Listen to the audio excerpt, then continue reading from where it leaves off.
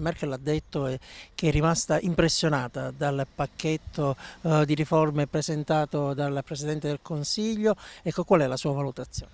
Che anch'io sono rimasto fortemente impressionato dalle slide di Renzi. Ora confidiamo che dopo le slide si possano trovare le coperture finanziarie necessarie per portare ad attuazione un programma che è davvero ambizioso.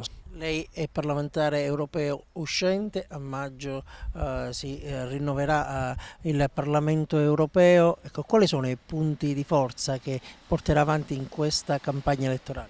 Beh, la Sicilia ha bisogno di credere fino in fondo ad un progetto che le restituisca centralità, e quindi abbiamo bisogno certamente di una politica energetica concreta, abbiamo bisogno di un accesso reale al credito da parte delle piccole e medie imprese, abbiamo bisogno di una burocrazia più snella e più agile, abbiamo bisogno di un contrasto più forte alle mafie. In questa direzione la istituzione di una procura europea, della quale pure mi sono occupato come relatore, garantirebbe un maggior contrasto alle frodi comunitarie per utilizzare al meglio quelle risorse, a cominciare dai fondi strutturali che la Sicilia non ha saputo impiegare per come sarebbe stato necessario farlo. Abbiamo bisogno di porti e interporti. La Commissione Giustizia europea ha detto no alla candidatura di Silvio Berlusconi. Ecco, questo quando potrà penalizzare Forza Italia? Beh, intanto è stata una valutazione della commissaria Reding alla luce di non ben identificate norme europee, ma le norme sono quelle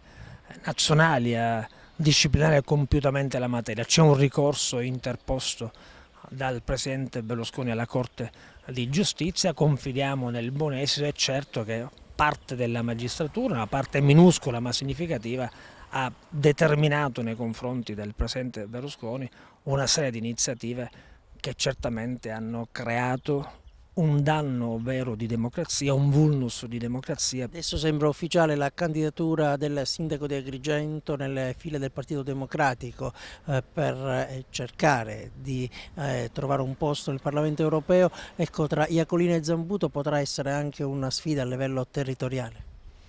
Zambuto ha fatto il sindaco per 7 anni ad Agrigento, giudicheranno i cittadini di Agrigento. Io ho fatto per 5 anni il parlamentare europeo, portando avanti una serie di iniziative ritengo significative.